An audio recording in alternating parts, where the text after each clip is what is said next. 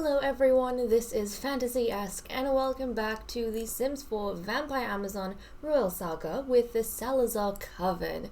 Guys, I was so excited to jump into this episode, not just because Meredith is about to give birth and we're having babies and those babies are growing up and we're giving them adorable makeovers, but because the story has me so hyped up for how things are spiraling and how things are going, that when I'm not playing, literally all I'm thinking about is, what are they going to do next? What are they going to do next? What curveball are they going to throw me? So before we get going, let's talk about what we saw in the mini movie, because even more secrets are coming out, things are being revealed, people are doing stuff they shouldn't be doing, all the villains are keeping each other in check, and at this point I've categorized Elaine, Guinevere, and flippin' Zimara as a villain. So, we had Zimara just out here by the canal, sleeping on the grass or lying on the grass, and she was just enjoying the peace and quiet she finally has after spending a whole day going around and making these secret trips trying to turn people to her side, and well, in doing so, kind of against Eden.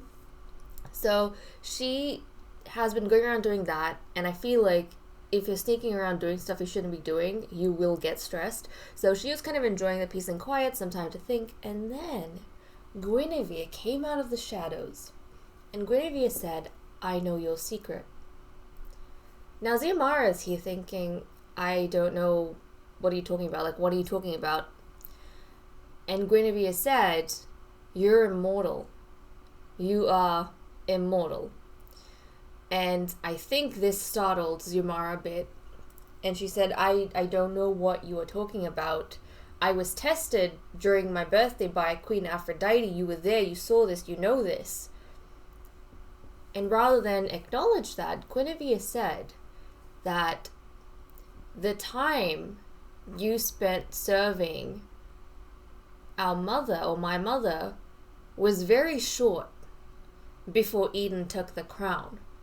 So it's understandable that you didn't want to die so soon after joining the coven. This is what I know.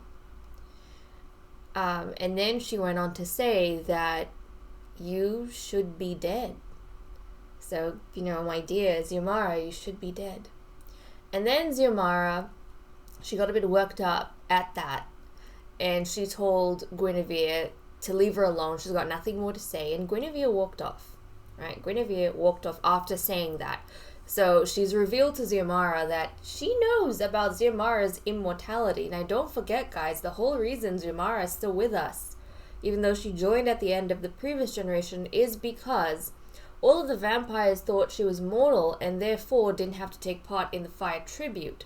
All immortal members of the court have to take part in the fire tribute and leave with the queen they were serving. And that's how you kind of curb influence across generations, right? Now, typically, the alchemists and now physicians have not had to worry about the fire tribute because they've been mortal. So they serve various queens, but they won't be around forever. They will die at some point, so the vampires consider that okay. And under those same rules, Zimara was to serve Eden after serving Aphrodite. But of course, everyone thought she was immortal, and she didn't take part in the fire tribute, but Guinevere has discovered that, and she did say that, I've been watching you very closely. Guinevere's discovered that Zimara is, in fact, an immortal, and she should have died in the fire tribute. So, after Guinevere walked away, Zimara was actually sitting over here in the training grounds because she didn't want to go back inside. Again, she wanted time to think. And I think she got really scared because she said to herself, so Guinevere knows she's not gonna sit still with this, I'll have to do something. So initially, when Guinevere said she knows her secret and Zimara was trying to play it off, because Zimara just went ahead using a flippin' banned potion on people and getting people like Elaine and Jamie to fall in love with her, and potentially plot with her, I think she was a little bit spooked that Guinevere somehow knew what she was doing, and that's the secret Guinevere was talking about.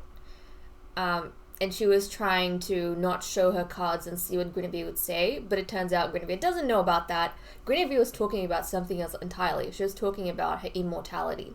But that's another secret that Zimara has been keeping under wraps, and now she's kind of freaked out about, because what is Guinevere going to do with this? So after that, we had a little segment between Eden and Meredith. And Eden was just checking up on Meredith to see how she was doing, which, she's doing good. And Eden, this time round, is really hoping for a precious little girl, because she wants Princess Kyra to have a playmate her age. So, Meredith, she was like, yes, Your Majesty. But I feel like that would put a little bit of pressure on Meredith that hasn't been there for the entirety of the pregnancy. Now, suddenly at the end, when she was about to give birth, the Queen's like, oh, well, let's hope you have a girl.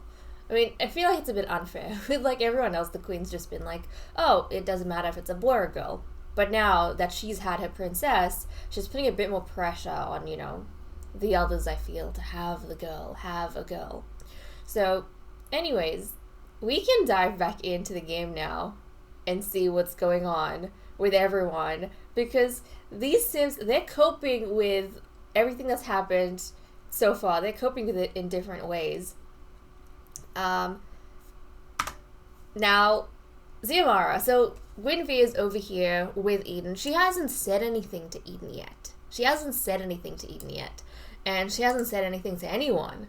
Now, what is she going to do with that information? I don't know. But if there's anything we've learned about Guinevere throughout, her life as princess, is pretty much that Guinevere is very persistent. I feel like even as a lady, she's very persistent. I mean, think about it.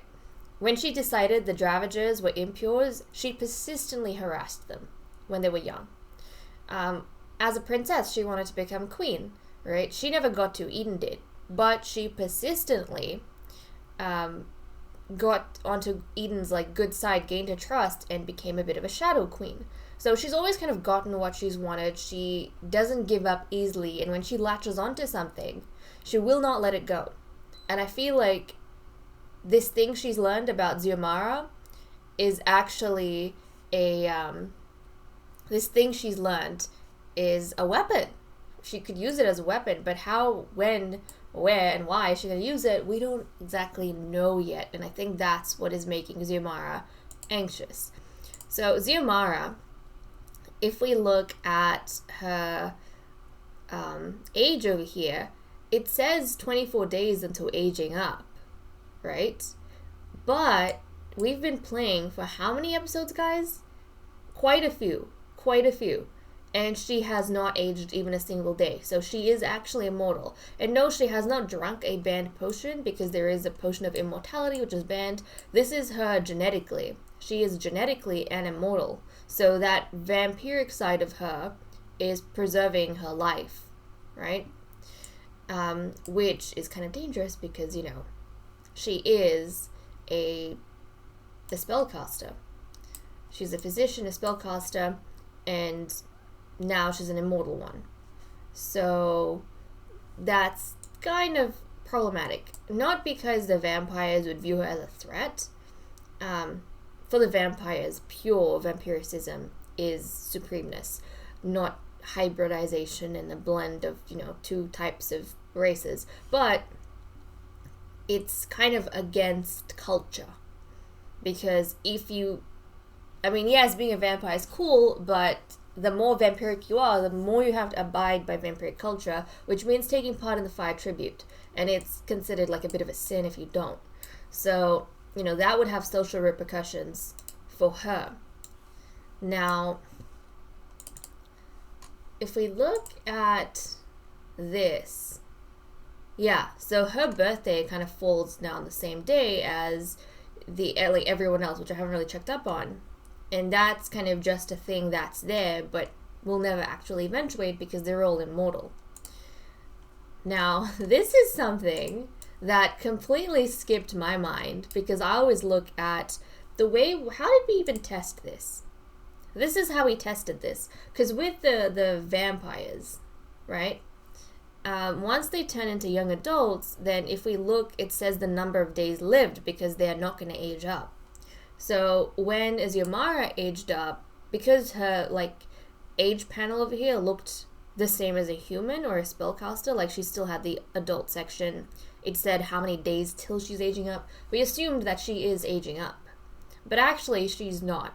And this went over my head. One of you lovelies, very early on in one of the episodes, pointed out to me that you think Zimara might be immortal because in your own gameplay, some of your hybrid spellcasters, they've actually been immortal even though it says they're going to age up. And that completely went over my head. But when you guys mentioned that to me, I decided to make it a plot point. But I didn't know when that plot point was gonna come into fruition. Like, I was waiting for the right time, and then, we kept having these other things happen that I had to address, immediately, because of the curveballs these guys were throwing. And then finally I had some time to allocate to this particular version of the story, right? Or this angle of the story, this fork in the road, if you will. So this episode was when I was going to focus on that, and even more interesting things have happened as a result. So talking about Zimara in terms of that, she obviously is now freaking out because she's got two things to worry about. Number one, she's got the falling out. She's got the falling out with Eden, which is why she used the banned potions on, Elaine and Jamie, so that if anything does happen, then, if the queen out of spite decides to do something to her, to punish her, then she will have protection. But now Guinevere's suddenly come, and Guinevere has told her she knows her secret of immortality. And that is going to be problematic for Zimara, because according to vampiric culture, she has to have died. She can't be alive right now. She should have joined Aphrodite in the afterlife. So Zimara is a bit anxious because these vampires, they are very, very strict when it comes to tradition, right? Some things they are liberal with, some things they change, but in terms of tradition, they're very strict with that. And Zimara, she knows, right? These vampires, and she's heard the stories, they are willing to put their mothers on, set their mothers on fire. Do you think they will blink twice if they have to set an ex-lover on fire? Probably not. Probably not.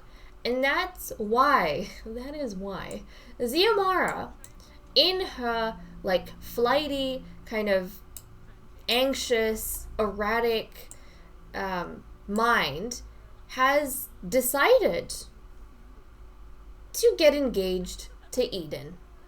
Yes, guys, that is the whim that she had as soon as I wrapped up the mini movie with flippin' Guinevere. So this is what I mean about them throwing curveballs my way, because I did not expect that when I flippin' made the mini movie, but that is what she decided.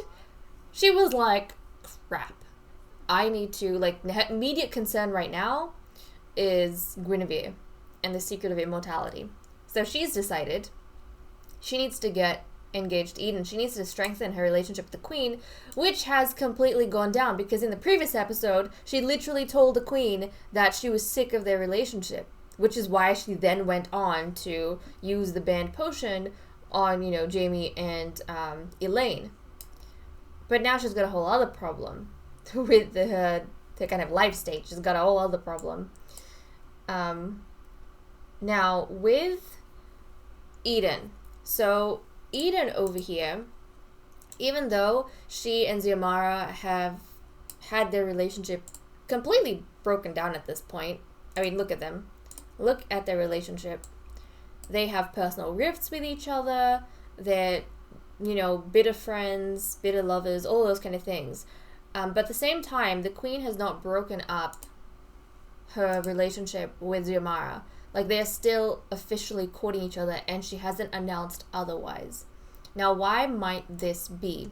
Well, in the previous episode, if we remember, they did have this whole argument, and in that argument, like at the beginning in the mini-movie, the queen said to Zimara, you don't get to decide when we end this relationship, I do, right? I do.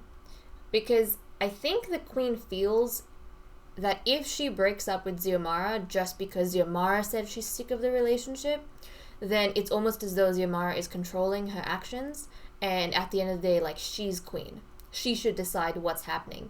And I feel like a part of her is also embarrassed to, admit that Zimara doesn't actually want a relationship, with the Supreme Queen, and to break that off, to admit that this relationship is a failure. Oh? And Blaze is in love with Catherine. Oh my goodness.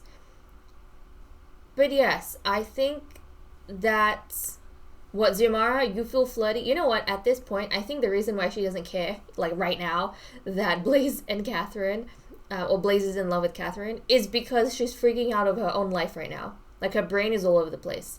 When she's actually in trouble, she's not thinking about Catherine. She's thinking about, like, her own life. And then when she calms down, then Catherine comes back in her mind. But yeah, the queen, I think a part of her might feel a bit embarrassed. Like, how could she allow herself to be involved in a failed relationship? Like, she's the one everyone looks up to. So isn't it going to be embarrassing if suddenly, she admits that, well, this was a failure. Neither of us were happy with each other. Being with me isn't the best thing that you could possibly hope for. So Eden, she doesn't quite want to admit that. I feel like that's probably her childish nature. Blaze? No. You don't have to spend time with a blood giver. But yeah, so I think that's what's going on with Eden. So, she's putting up this fast, essentially, with Zimara. Or even though there is trouble brewing the relationship, she is unwilling to put an end to it, because doing so will kind of be like admitting defeat, I suppose. So Zimara is taking advantage of that.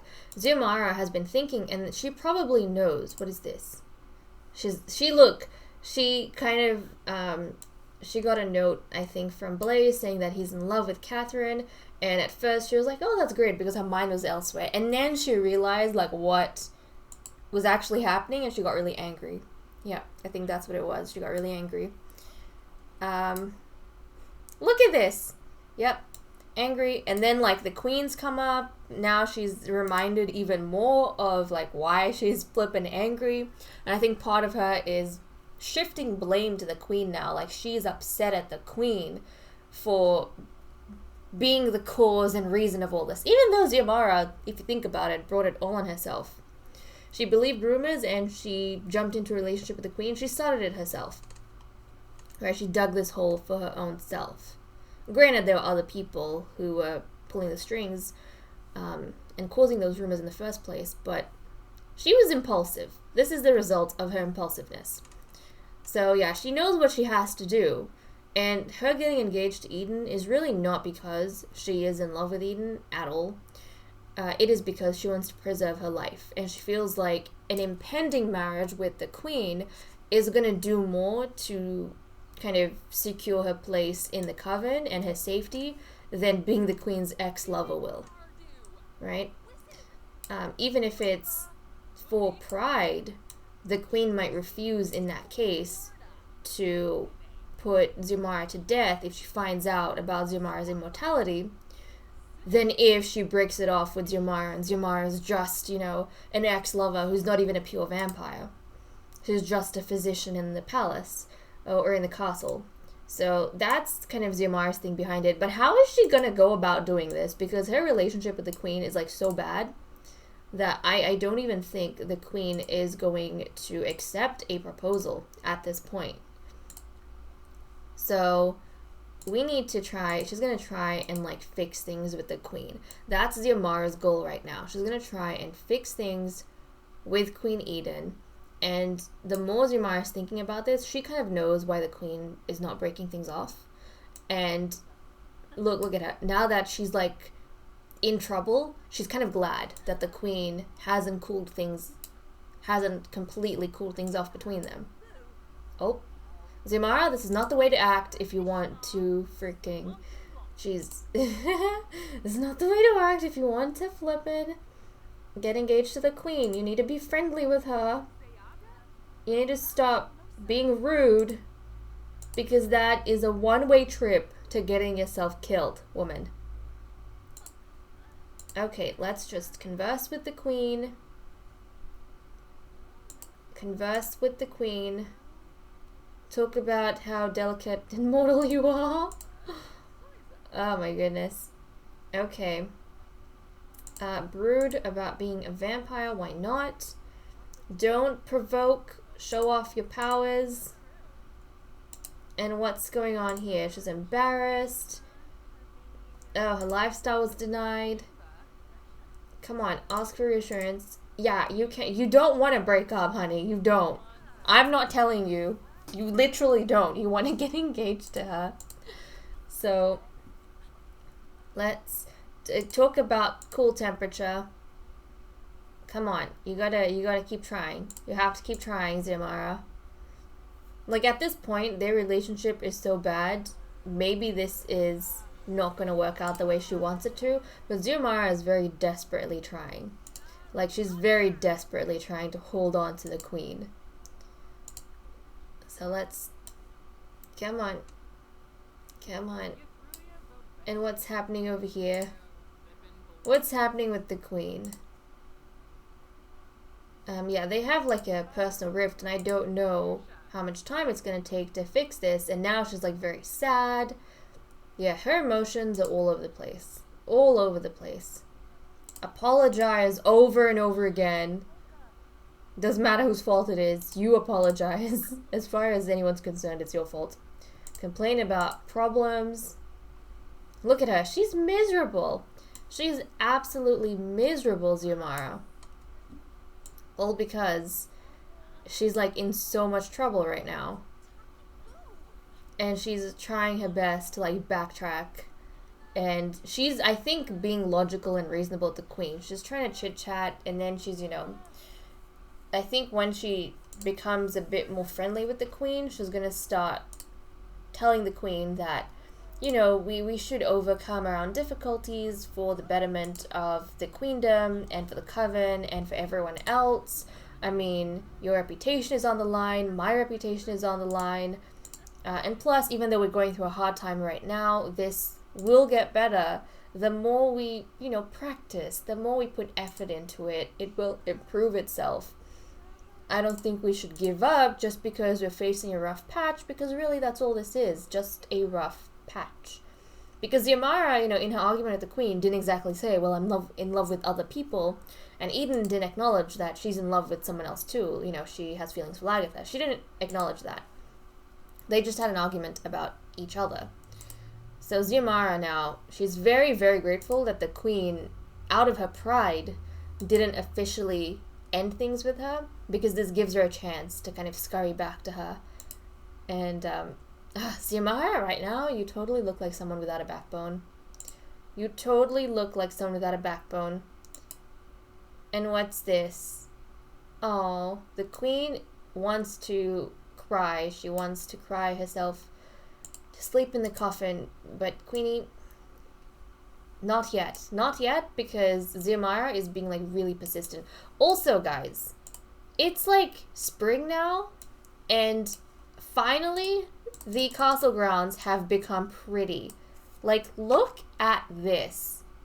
Look at this. This is what I was working with when I was building this place. Doesn't it look beautiful? Like, this to me looks like an Eden. Doesn't it? This is kind of what I suppose had in mind when I was making it.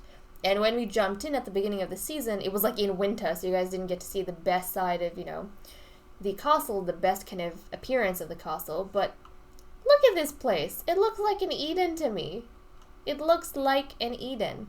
And that's literally what I had in mind when I was building this place. And now that things are greener, and these trees, you know, with the red leaves, they've come out with their pretty colors, and everything just looks so lovely. I mean, it's a fortified place. It looks like an Eden to me. Ah, gorgeous. Okay. I mean, I that's just me complimenting myself. But it looks nice. It looks nice. Like, sometimes you forget, like when you're building. I mean, yeah, sure, it looks nice, but I feel like only when you stop playing and you kind of forget that, you know, you placed everything where it is and you put all these hours into building it. Like, you don't really notice some of the difference when it happens in increments, but then when you're playing for a little bit and, you know, when the season changes and you zoom out and you look at stuff, you're just like, oh wait, this looks actually really nice. So I was going through that in the mini movie. I was like, whoa, I like the Eden. The Eden looks beautiful. Okay, Zimara. Now is not the time to sleep. Apologize profusely to the queen for your behavior. And then you need to brood about your vampiric side. You need to discuss fitness techniques. You need to ask for advice. Complain about problems. We need to have a friendly discussion, and then we'll slowly get her to ease what is happening. Are you dying? That hound might be dying. That was really random. I don't know why the game took me over there. Okay, casual discussion. We'll try and get things a bit more friendly. Okay, it's pleasant. Now we try and go into the romance. Let's give her a gloomy compliment. Let's try to flirt with her. I don't know how this is gonna go over with the queen. Oh, nope, the queen's like, nope. Okay. Sorry, I'm sorry, queenie. I'm sorry, come back. Come back. Zimara's like, no, come back. Zimara, you're gonna have to work, like, very hard at this, honey. Very, very hard.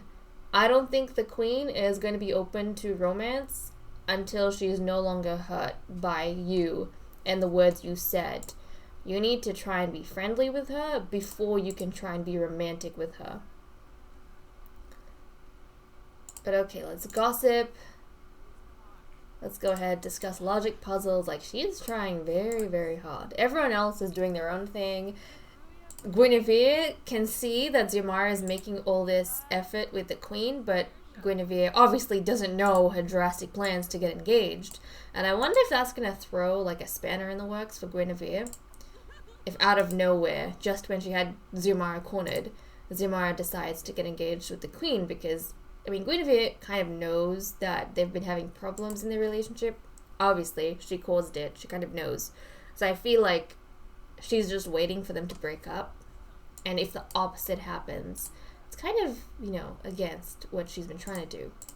Okay, let's ask for advice. Let's gossip. Don't break up. Do fitness techniques. Complain about cloudy weather. Okay. Come on. There we go. How's Meredith going? Look at Meredith. It's just so sweet and so cute.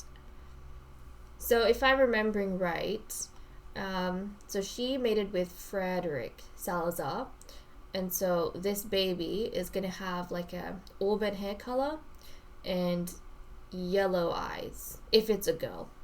If it's a boy, then he'll still have the yellow eyes, but his hair color, it might be auburn, it might be the mutated color, who knows. Might have some sort of mutation that gives him a different hair color. We're not entirely sure about this just yet. Okay, Zimara. Ask for advice. Enthuse about cats. Now, does this hurt sentiment go down? Oh? Friendly advice? Okay, how does Eden feel about her? Oh. Guys.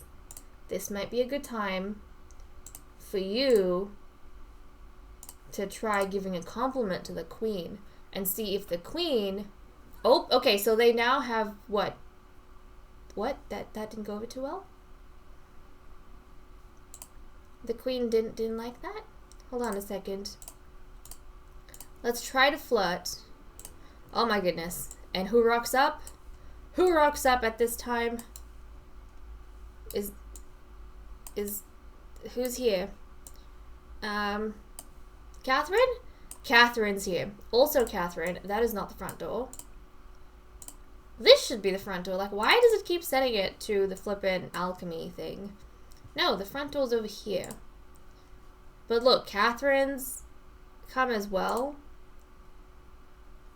Okay. Oh, Oh, for a second I was excited. I was like, is that pink? No, so their romance is not going too well, even though they are, like, more friends than anything. And I honestly don't know what it's going to take to get that fixed. And who knows if she'll even be able to get that fixed at this point. Do you guys think Zimara is going to resort to more banned potions to get that done? Maybe. Maybe. Okay, let's see. Why don't we get Eden? Let's get Eden. Wait, who was the gift for? I don't actually know who the gift was for, but we'll get Eden to come and invite Catherine in. Like, oh my goodness.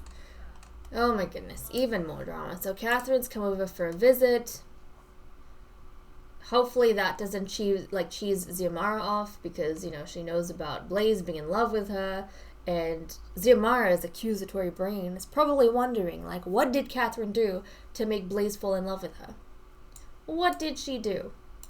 Okay, the queen is going to invite her in, so we'll do that. And if we actually look at the potions that Zimara has, let's come here and look at the potions that she has, because in all honesty, this thing with the queen it's not succeeding the way she wants it to succeed, right? She's been trying so hard, and she has managed to get that. Well, apparently she still feels hurt by the queen.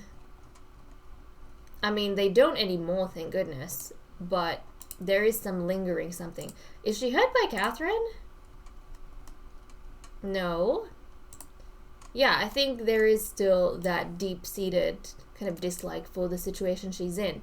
But because she hasn't been successful with, you know, going and convincing the queen, like, the queen has more brain and more sense than that.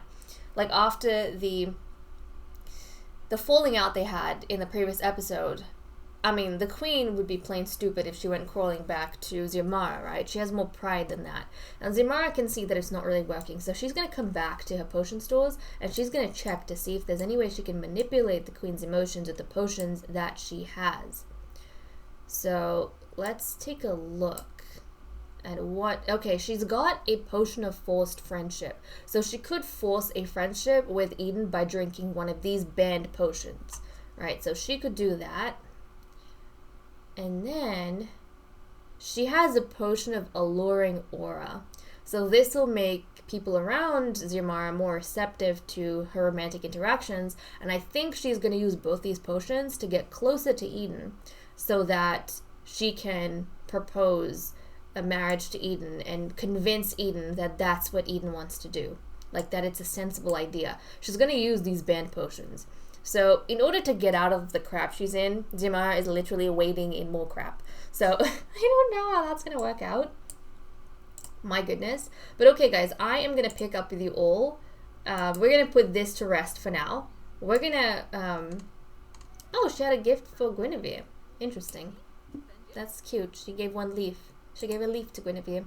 But yes, we're going to pick up when Meredith goes into labor, so we can see this new baby that's going to be born. And oh my goodness, Princess Kyra aged up. Princess Kyra aged up into a toddler. What is... She aged up, guys? She needs a makeover, and she must be invited as soon as possible. But she... so obviously it's taken her mother's skin. Now, she does not have yellow hair. She has her father's red hair, We know this. And she also has her father's yellow eyes. So I will fix those genetic markers when I give her the makeover. But oh my goodness, I'm so excited. I'm so excited. I've been waiting for her to age up so I can give her a makeover. And also, Rusty! Prince Rusty Eyes! Rusty has aged up into a child. We need to give Rusty a makeover too.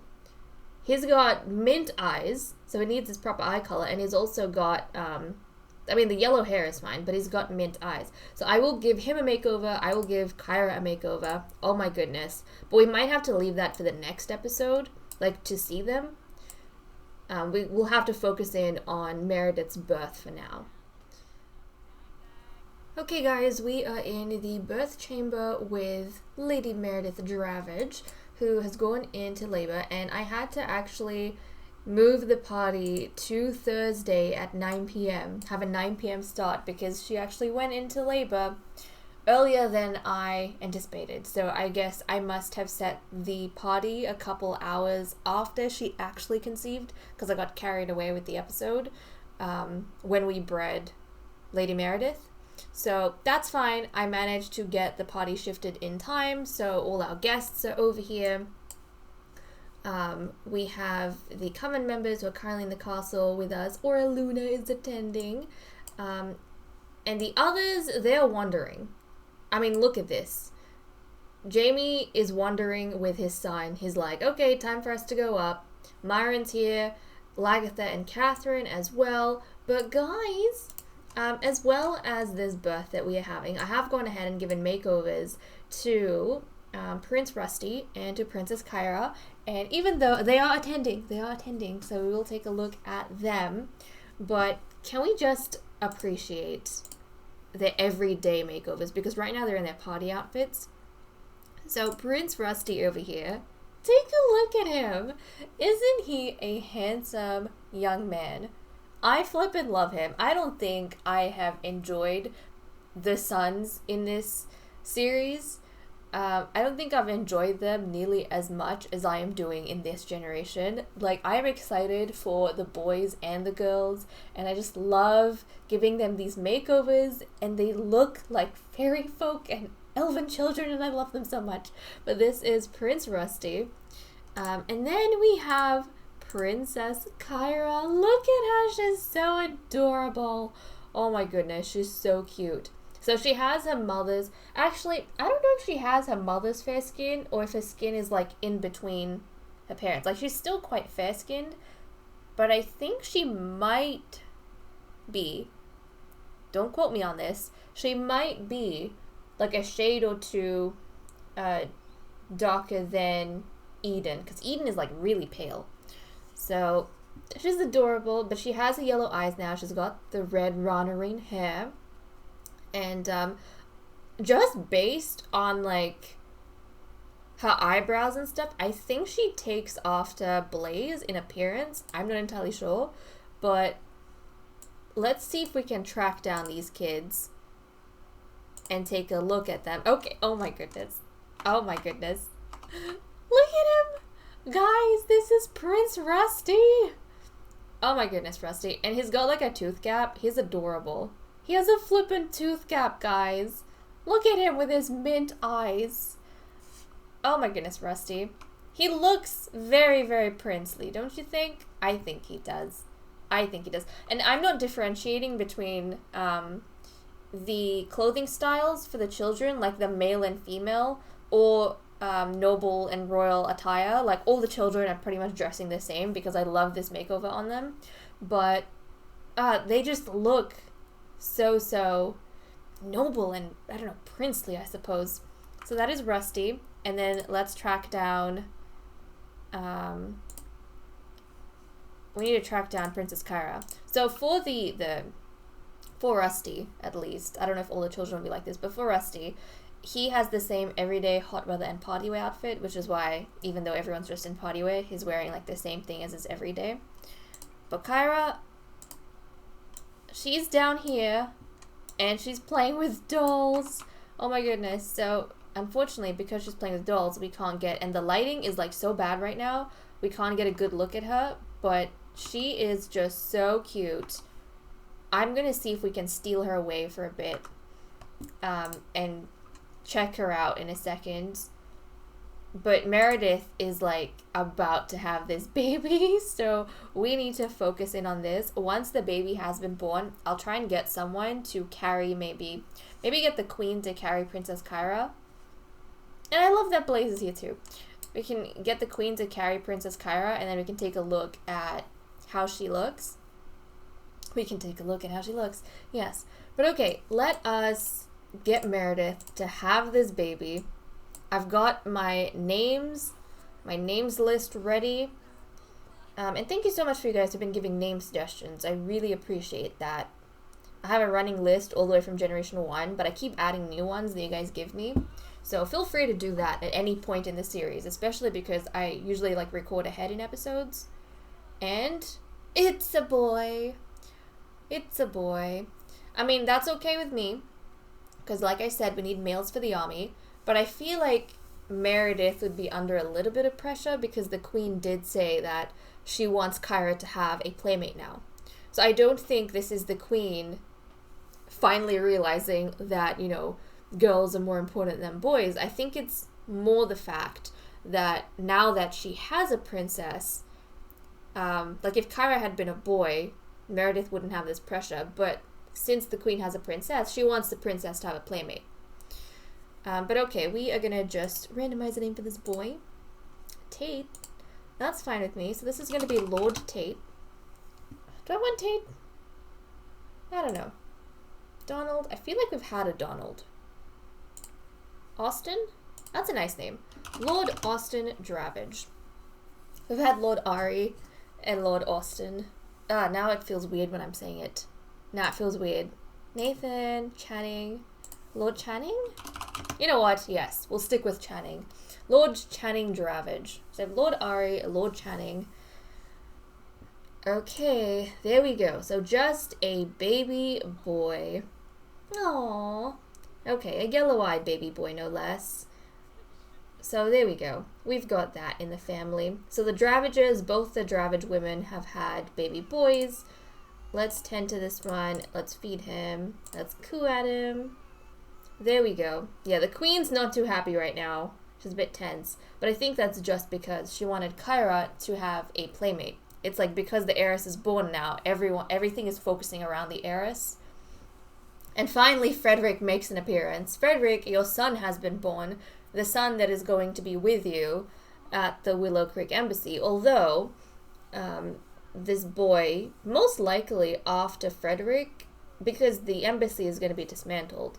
The Lord system is going to be dismantled. So this boy is probably going to be moved into the army once he is like of age. Most likely he won't stay with Frederick. He's going to be moved back into the Shadow Fort, I think, and then deployed somewhere else, depending. But his upbringing is definitely going to be with his father. Okay. Come on, Meredith. Let's get that changed. I mean, at least the Dravage bloodline kind of lives on with Lord Channing and Lord Ari. So that's good for a little bit. And then they can, they'll be breeding stock in the next generation. But, okay. What I want to do now, actually, is get the queen to track down our lovely princess. So let's track down our princess. We are going to pick her up, and then I'm going to try and bring her maybe here so that we can have some light and see her in some light, because that is, I feel like, the most exciting part of, well, this episode, I suppose, for me. Story aside. Story is a bit spicy, but Kyra, Princess Kyra, and Myron's talking with Kyra. Come on, your mother wants to take a look at you. Actually, we can put her on one of these seats because there's good lighting here. Okay. Can we get Kyra to... Can we actually change her outfit? I mean, she's adorable right now. She's adorable. But can we change her outfit? I want to change her outfit to everyday because we need to take a look at how cute she looks in that. Will that be under, yep, toddler care. Let's change to every day. There we go. And then let's put Kyra down in the light so we can take a look at her. Okay, hold on a second. Oh, look at her. She's upset right now, maybe because of the dollhouse. She's probably upset because of the dollhouse. Oh, don't be sad, little one. Don't be sad. But guys, look at Princess Kyra. Isn't she the cutest thing you have seen? Just look at her. Look at her. She's precious. But her face, to me, already looks a lot like... Her face already looks a lot like her father, in my opinion. She's got a lot of blaze in her. And fingers crossed, like, I'm hoping that she got the huge, like, pretty bug eyes from Blaze. That's what I'm hoping for. But already as a toddler, she looks super cute. So let me know what you guys think. And her trait that she randomized as a toddler is inquisitive, I think. So she is a very curious little baby. She's very, very curious. But she looks so cute over here. So adorable. It's so cool and interesting to see a, like, redhead princess, I feel. And now, like, I want more of her. Not that I want twins and triplets, but, like, I want siblings for her. I want her to have... No, I mean, I suppose, Prince Rusty. Prince Rusty is her older brother, but, like, I want sisters for her. I want to see what his sisters are going to look like now, because of how cute she is. Also, guys, I completely, like, forgot about this.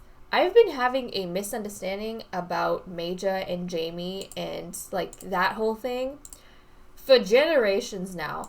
I don't know why I have been thinking this whole time. Hold on a second. Yeah, I've been thinking this whole time that Major was the second born and Jamie was the firstborn. But two of you lovelies, let me know. And I'm sorry I don't have your names off the top of my head, but you'll hopefully know who I'm talking about if I'm talking about you.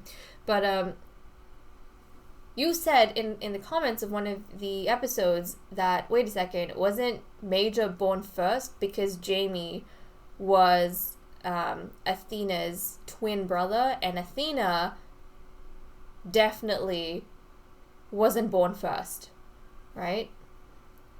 So you guys were telling me that. And so I think you're right. I think Jamie is the oldest brother. And then we had... what am I saying? I think Major is the first son. Then Jamie's the middle brother. Then Wendell is the youngest brother. But I think the thing that confused me... Because these family trees, I swear, half the time they can't be trusted. Is because... I know for a fact, in terms of female births, we had Genevieve born first, Freya was born second, and Athena was born third. So I'm sure you guys can understand my confusion, because the firstborn is, like, in the middle of the family tree right now. The secondborn is on the far left, in terms of, like, females, and the thirdborn female is on the far right. So obviously I would be confused about, you know, where the males kind of stand. But you guys have told me that Major was born first, then Jamie, then Wendell. I think. That's kind of what's going on. I don't remember if Athena was the final birth, or I don't think so. I think Athena was born and then we had Nymphadora after her. So yeah, that's a slight kind of confusion thing that you guys corrected me on. But oh my goodness, this little cutie pie. This little cutie pie. No, she's so sad. Is this because of the dollhouse? It's probably your Aunt Guinevere, in all honesty. I think she destroyed the dollhouse. Apologies, child. Next time we invite you over, we'll try and make sure the dollhouse is, like, in its best shape so that your heart doesn't get broken. Oh, look at her. She's so cute. Oh my goodness. But okay, I feel like this is, like, a highlight and a good note to end off the episode in. But guys, thank you so much for watching. I hope you all enjoyed. When we come back in the next episode, we are going to have our next breeding. And of course, because we just finished with a noble lady, Eden is going to be breeding for her 3rd time. And you know what? I think Eden's decided that since Meredith failed to give Kyra a playmate, Eden needs to take things into her own hands, and she needs to give Kyra, Princess Kyra, the playmate that she deserves. So, you know, oh, and Blaze, your daughter. Blaze, your daughter's right there. And, oh my goodness, wait, are they wearing the same color? That was unintended. I did not intend to dress them in the same, that is so cute. I did not intend to do that. I didn't realize they were wearing the same color. That is so cute. Oh my goodness, Kyra, your daddy dearest is wearing the same shade as you. Oh, this is adorable. But okay, guys, yeah, when we come back, Eden is going to have a breeding. Who is she going to breed with next? Let me know your opinions in the comment section below. Now, some of you in the past, because I ask this every time there's a breeding, some of you have had some interesting like partnerships or, you know, pairings in your mind, and some of you have been right at times. So I'm curious to see who you guys think Queen Eden is going to take on as her 3rd mate for the 3rd breeding. But I'm going to leave off. Thank you so much for watching. I hope you guys enjoyed, and I'll see you all next time. Bye-bye.